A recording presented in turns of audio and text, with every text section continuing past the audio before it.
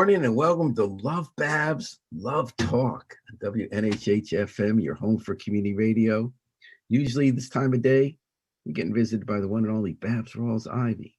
She's on the mend from some hip surgery, and I'm Paul Bass, filling in for her today and several days this week to keep the conversation going and the good vibes flowing.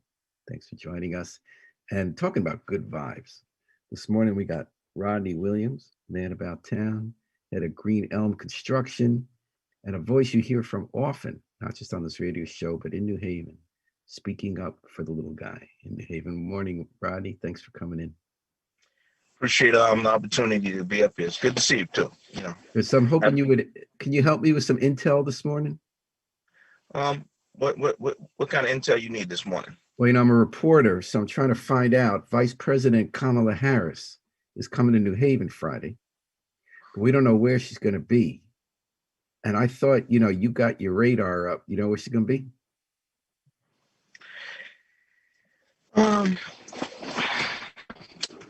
don't think she's going to be in Newhallville. You think so? Because the reason I asked you, Rodney, is because if I were Kamala Harris, right, Vice President of the United States, if I'm coming to New Haven, I wouldn't waste my time hanging out with politicians, right? I wouldn't go stand up with the mayor and the Congress, the senator. I'd go right to Rodney. I'd go right to Green Elm Construction and find out what's really happening on the ground. So I thought maybe she'd contact you because she should if she hasn't already. If she comes to New Haven, she wants to know. She's here to talk about the COVID-19 relief bill and how it's getting into the community and what else needs to be done to strengthen our cities and our families.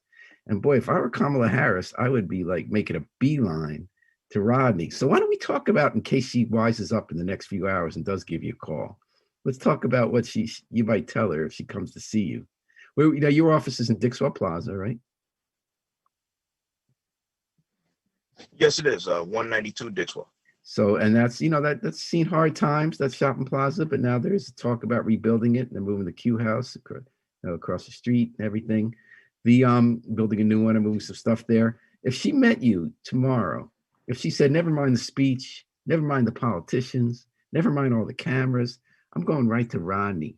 What would you do if she came to see you? What she said, came to see you and say, Rodney, so what's up? We're spending $1.9 trillion to strengthen people hit by this pandemic, but we want to make sure that it really helps people because there was a lot of aid before it didn't help people. What would you tell her, Rodney? Did the other aid help people? Do they have to do anything different to help them now? I think in the beginning, the money wasn't really flowing down to the valley. I think the second time they delivered money, it helped a lot of people. I know I wind up getting money. Several people, minority contractors that we know, got money. But it was also because of the pressure that we talked about. We talked about when the first time when I came on your show and they was up there saying that the money's helping us. We wasn't really receiving the money. And I'm gonna tell you, I feel like it's like getting a vaccine shot. You know what I mean? It's like when you get help like that, a lot of businesses, the pandemic put them out of business. A lot of us, we was able to maneuver through, and it was because of that extra money that we got. That made a big difference. So first of all, I would thank her for getting the money to us. But I would always want to talk about verifying that what they're trying to do is really happening. And I think that the first time they didn't do that, like they passed money for certain people, but they didn't verify if it was really going to get to us. And by the time it got to us, a lot of us was hurt. But so are we talking about the Paycheck Protection Program, PPP, correct? When there were loans for businesses that were hit. The first time they found it all went to big companies, or a lot of it, the chains and everything, and the people didn't really need it. And you were on the radio and you really lifted your voice. You got government to say next time, the second round, let's get it to people. I was not aware that it worked the second time. So what changed? How did the money get to you? How did it get to other contractors of color in New Haven? What made it work the second time? Do you remember?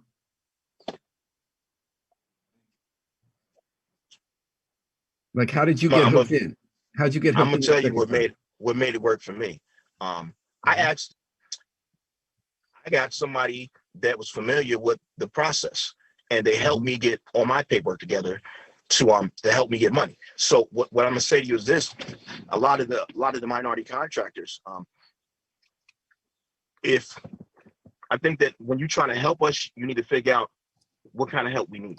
So when you saying we got money available, but a lot of us aren't used to getting grant money and applying for certain stuff, certain documentation that you need, when the paperwork come out, it's like you realize, you can't get it because, some of the things that you need to get in order. So I wind up finding somebody that know how to do the paperwork, and got them to help me get line my stuff up. And that was their job, to make sure whatever you need to get from me, we take care of it and get my stuff. And I know they also worked on the other end too. They made it easier for the banks who were handling it. I think that, like a lot of small contractors like myself. Ronnie, yes, I can't hear you well. They did. I just think a lot of contractors like myself. Can you hear me? You're kind of breaking up a lot. Switch to an active. Now I can. Hear me? Yeah, we're good. Okay. Yeah, I apologize about that. I'm in Brantford on the water, so I'm doing this project. What are you doing? What are you doing in Brantford? We actually doing a demolition on it, the interior demo of a house, like right by the water, by the cul-de-sac, right by one of these, by one of the houses on Thimble Islands. Oh, nice. So, house in the what I tell people, like, there's not a lot of opportunities that we but there's work all over the state, and we should not just focus on feeling like the only way we're going to make it if we work in New Haven. The truth is that the only way you're going to make it is that you just not have tunnel vision. Because although there are a lot of opportunities in New Haven for work, there's not a lot of opportunities for minority contractors.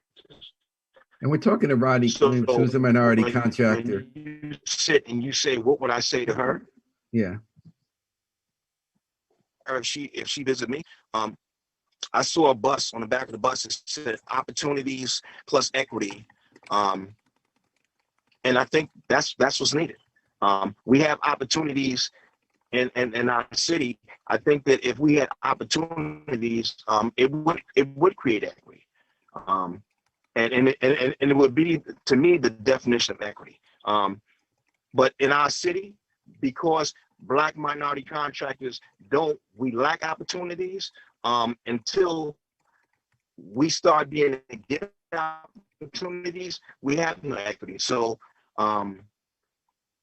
I would ask the bill they're looking to pass right now, Paul, the transportation bill, trillions of dollars. When you ride down the highway, Paul, majority of times when you ride down the highway and you see construction going on the highway, the only thing that you see Black be the tar.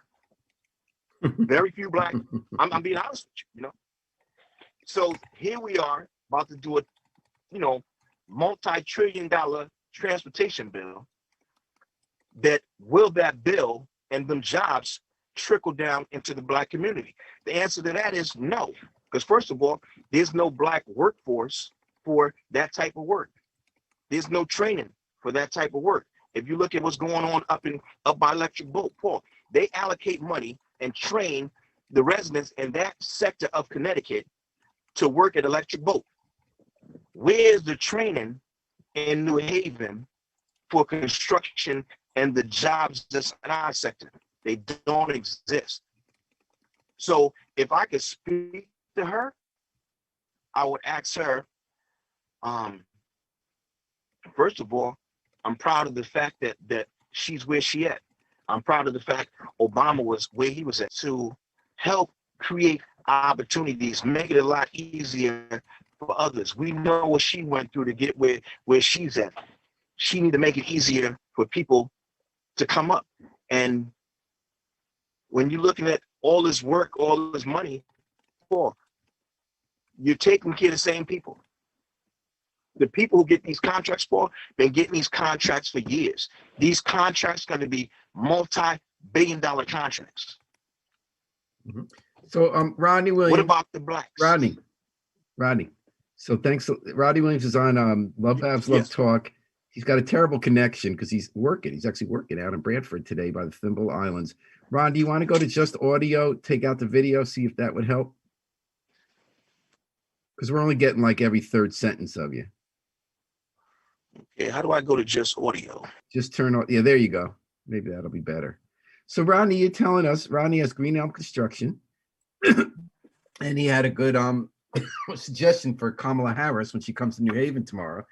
He wanted to tell her if she stops by Dixwell Avenue to congratulate her on being in the position she's at and to think more about how she can help the people in the trenches. Rodney, it is so interesting about the transportation bill because I started asking you about COVID, but the next big priority of the Biden administration is to pass a $3 trillion infrastructure bill. And you were mentioning that when you look at road work in Connecticut, like bridges, you never see black people on them. You're saying that's a training pipeline. Is it also a contractor pipeline? What kind of work does your company do, Rodney? I'm gonna tell you right now, we do this regular construction. When you're looking at bridge and the highway, that's specialty stuff. But Paul, here's what the problem is. It's like that work has been going on in our state for years. They never train blacks, and I've never seen no training where you can learn how to work bridges. Always work on bridges that need to be done. So tell me, your company, for instance, the work you do, what are you doing on the Thimble Island? You're working on a demolition today, right? Yeah, what we're doing is the interior of this house. We're going to be we're demoing out. We're going to wind up getting an electrician and do electrical here. We're going to resheet rock it and retape it for. Now, what kind of skills would you need in training to get a piece of road work or bridges work? Well, I would tell you that the people that do the road work, they dealing in demolition of the road.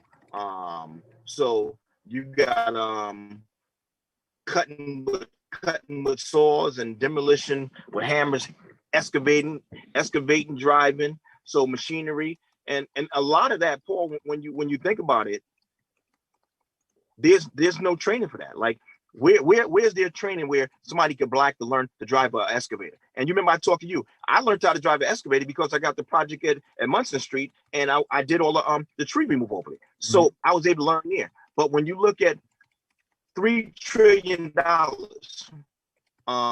in their package, nothing in their package is to train a workforce for work that's coming. So Paul, we know the work coming. He's looking to push that. It's going to take a while for the bill to pass, and it's going to take a while for the money to flow. Why they not talking about training the workforce for this extra work? So when he's saying that he's creating jobs for the same people who have been getting the jobs, and they're not us, but it's our tax dollar. So if you're going to invest our money, why don't you invest our money in us too? Train us, because then we're going to be working, we're going to be paying taxes back, and it's a win-win. Because at the end of the day, when you look at the government taking care of people, they taking care of people, Paul, that ain't working. So if Kamala Harris if you get more people to work.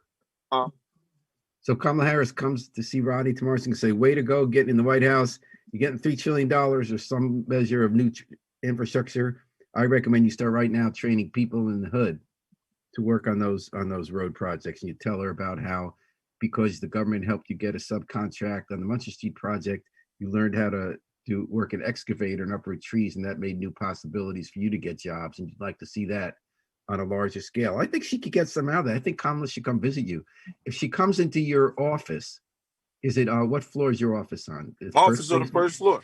First floor, suite 103. So she's gotten her vaccination. You haven't. But if you're wearing a mask, she'll probably be safe. What are you going to serve her? Anything to drink? Coffee, tea? some lukewarm water. Why is that? Because everybody drink that. Oh, yeah? I didn't know about that. And then would you take her on a tour? Would you show her anything in New Haven? Because you've already told me a really good specific. If Kamala Harris stopped in and saw you tomorrow, she'd learn more in 2 minutes about this highway thing, about what she could bring back, that all the species are going to hear tomorrow from politicians. Would you take her to see anything? I would. Yeah, I would walk her right outside the plaza and walk around the plaza, because the Dixwell Plaza, Paul, let me just, I feel like, to me, it's a great opportunity for minority contractors, because even over the winter, we was able to get the snow removal contract. So I did the snow removal for there all winter long. When they knock it down and build it, we're gonna be a part of that. And what I want her to understand is, like, when you look at their team is predominantly Black team. I just feel like when you help teams like Eric Clemens and them team obtain property, they help the community. So when you're looking at trying to get minorities into working, you need to identify who's hiring them. And that's one time I told the governor. I met with the governor before this governor, and he said to me, "How do we help minorities get work?" I said, "Well, first of all, there's certain major developers more work, boy, because if you're giving work to people, how do you expect for Black people to get work?" So let me ask you a little more about that. Let's dig down into that, Rodney.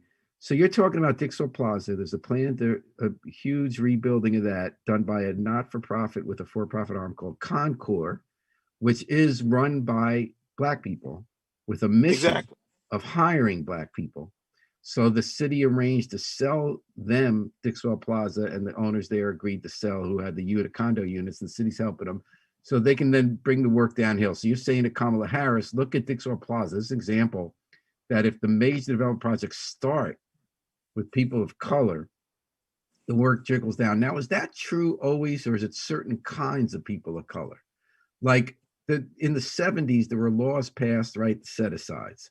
So they said, the way we're going to create wealth in the Black community is to give the major contracts or the bigger subcontracts to people of color. And it still didn't always happen because of who was friends with who. But that didn't always trickle down. Concord with Dixwell Plaza, we're seeing a great example of how it does trickle down. Is there something you could tell Kamala Harris about when they start giving out contracts to not look just at it being people of color who get them, but people of color with a commitment to hiring from a community? I mean, how would you go about doing that if you're up in the clouds at the federal level doing that? Well, like I said, Paul, I would tell you that some people have some type of track record that you could look at. You could look at some of the projects they've done, and you could look at who they hired. Now, if they haven't done it, but all of a sudden now they're saying, well, this is what we want to do, that's not who we're looking for. We're looking for the people that's doing it. So right. don't all of a sudden, because the money's available, you want to change how you operating. There's people who operate that's looking to help minorities grow. And I think that we need to help them grow, because that's the answer, Paul. So already Kamala Harris has been in New Haven just a few minutes, hanging out, having some lukewarm water, which I never heard about, with Rodney, and already learning about development deals that help trickle down and about training for infrastructure. Would you take, she's busy, Rodney. She got a lot of places to go. She got to go down the border to help with the migrant situation, but she might have a few more minutes to walk around with you, not just Dixwell Plaza. Is there any other place you would take her in New Haven tomorrow if she does make time for you on her schedule? I tell you right now, I grew up in New Hoville, and I'm gonna tell you one place that I'm very proud of what they've been doing in our community. That's Vizel's drugstore. Vizel drugstore is actually owned by people that's not Black, but they have hired from the community ever since they've been open. And I would definitely want her to see that, because to me, to me, it ain't always about it ain't always about black. I like to give credit to a lot of people that ain't black that help black people, because they do exist, and we need to make sure that they good too. And so what would she do to help that? Like, might some people argue that that's not government's role? That if you're Vizel's and you want to be a successful long-term business in a community, which they are, you do it by treating people right, hiring from the community, treating them like people. Is there anything Kamala Harris could take back to Washington? I would tell you that about Vizel specifically. Not necessarily about visors, but I know one thing she could take back to Washington. Paul, when you look at the set-asides and you look at the certain percentages supposed to be minorities, a lot of times you look at the job, Paul, because me and you talk about this a lot. If a project, say the Q House was a certain amount of money, and each individual contract that had that project was supposed to deliver a certain amount of that contract to a minority. Some of the projects there, Paul, are specialty type projects, which minorities don't do, which means that the 10% they never got. But what they need to look at is look at what we do. Because if we're supposed to get 10% of the whole number, okay, and you saying we go through is 15 different contracts, and 6 of them, Paul, we do, and 9 that we don't do. The 6 that we do, Paul, we shouldn't be getting 10%. We should be getting like 20, 25. Because so that overall it adds up. So can you give me examples, Rodney, and the Q House, of work that black subs do and work that they don't do and weren't able to get the 10%? Well, you look at okay. You look at when you look at the steel work, they did the steel work out there, Paul. There was nobody black out there doing no steel work. Okay. You look at the windows. I think they might have had some, but I don't know if they actually subcon. There's a difference in you having workforce and contract work. Mm-hmm.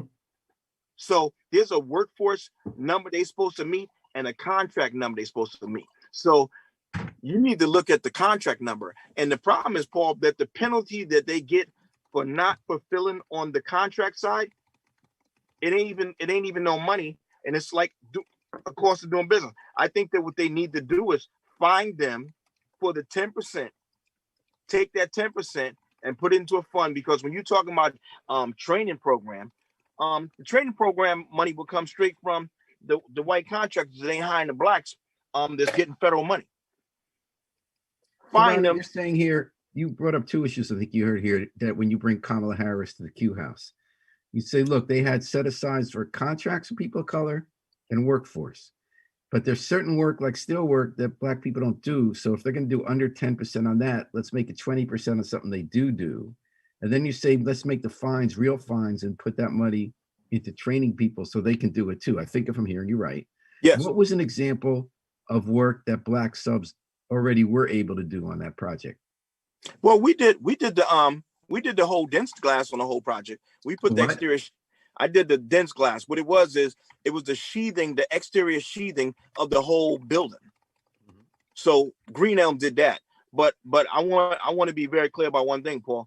Everybody felt like, oh, Rodney went over there, he did this job, he made all this money. Paul, the job was $30,000. The material cost me $8,000. My labor was $7,000, and I rented a machine that paid $3,000. So when you add them 3 things up, and I worked over there every day, Paul, from the beginning to the end, my company might have made $1,500.